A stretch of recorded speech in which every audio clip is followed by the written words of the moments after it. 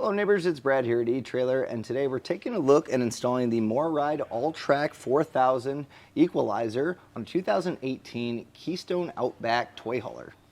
Now your standard equalizer is just kind of a metal piece that transfers from the shackles on your leaf spring, so as one kind of goes up, it'll kind of even it out and keep it equal. Well, what if you could add a little bit of cushion here to just soften up a little bit of blow? And that's what the AllTrek's going to do. It is going to allow for 4 inches of suspension travel. You have this rubber here that's 40% more than a typical equalizer that has rubber. It also has some nice brass sleeves here for our new wet bolts, and that's something I do recommend. If you're going to be doing this, I would pick up a bunch of new wet bolts. It'll be a nice upgrade not only for our equalizer but also that new hardware.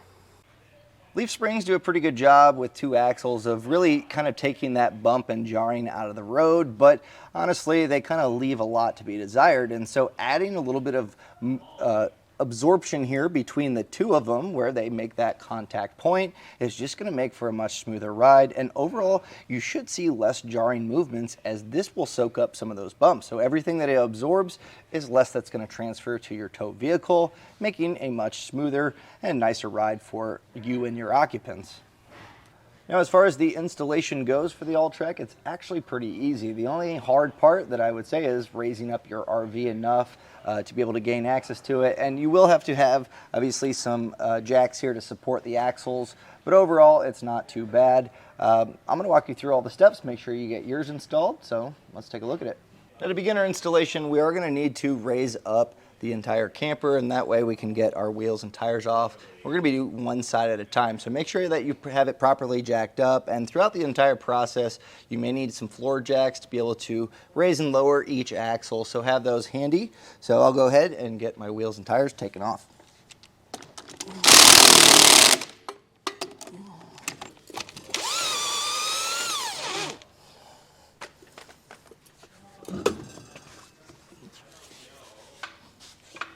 Now we're going to go ahead and remove our factory equalizer, and what I've done is I put a floor jack here on one of the axles and I have a bottle jack on the other, and that's going to make it easier to not only make sure that it doesn't drop on us, but also when we get it back in place, sometimes it's really nice to have that little bit of adjustment to get our hardware back in.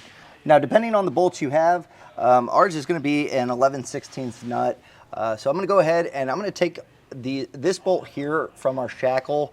I'm going to get that nut knocked loose. Now normally these are going to be, they are splined in, so we're going to have to hit those. So if you're reusing these, what you're going to want to do is knock the nut loose and back it out to where it's covering the threads of the bolt, and that's where you're going to use, I would recommend a block of wood or a dead blow, and just, you may have to put some force on it to get this to pop out, but if you are using new wet bolts, it's going to be a little bit easier to get this removed.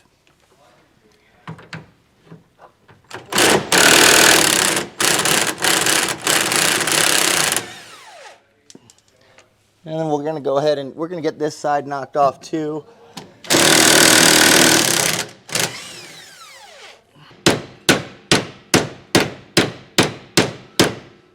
It may take some pretty solid swinging at it. You should start to see a gap forming on the head of the bolts, and you're going to start to see those splines.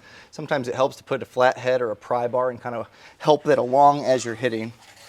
Now, if you are going through and replacing all of your wet bolts, another good option too.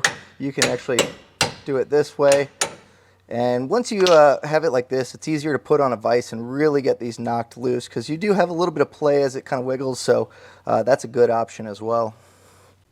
Now again, if you are reusing your bolts, you're not going to obviously want to do this, but again, I really recommend new wet bolts. I think it's, especially if you don't have them from the factory, I think it's a really good time to do it. So we're going to get our shackle. And you can take this to a vise, like I said. This should get this knocked loose.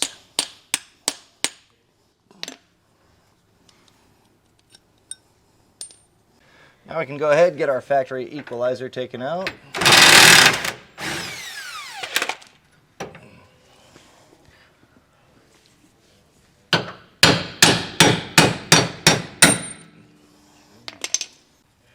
Now before we put our new wet bolts in, what I'm going to do is just take a little bit of our wheel bearing grease that we're going to be using, And this is the same grease that you'd use on the Zerk fitting, and yes, as you pump the Zerk, it'll help, obviously coat the same here.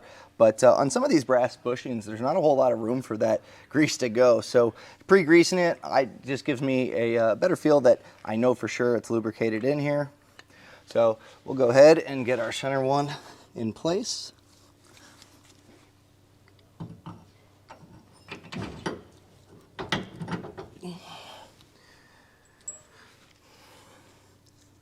And we're using the Redline brand wet bolts. We have those available here at eTrailer, so just get as many as you may need, and obviously take into account both sides.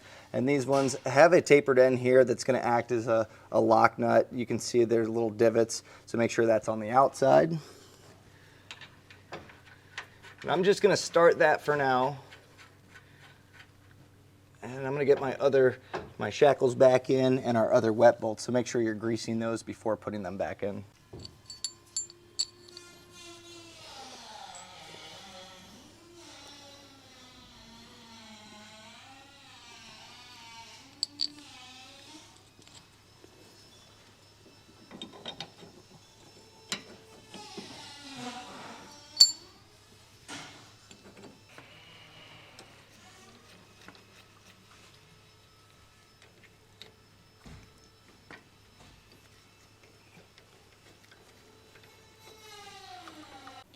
Now this is when our bottle jack and floor jack will really come into play. You can see that it's not exactly lining up, and you can probably use a pry bar to kind of just get that little bit of extra, but if you need to, you can use your jack and just kind of raise this, and that really makes it easy to just get small measurements, just enough to where you can get this slid in nice and easy.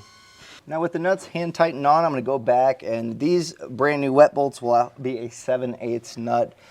Now the splines here are going to drive in, and that's really what we're looking at. So once you start to tighten this and put pressure, this shouldn't be spinning.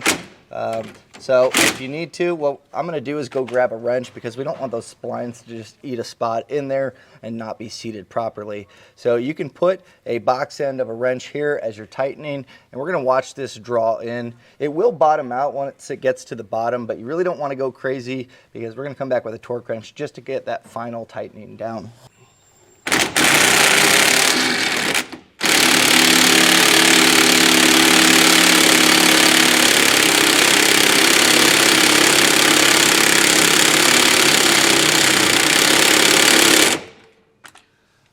Now, really, like I said, I'm using an impact here and it's drawing that in, so you should see that bottom out and get flat here.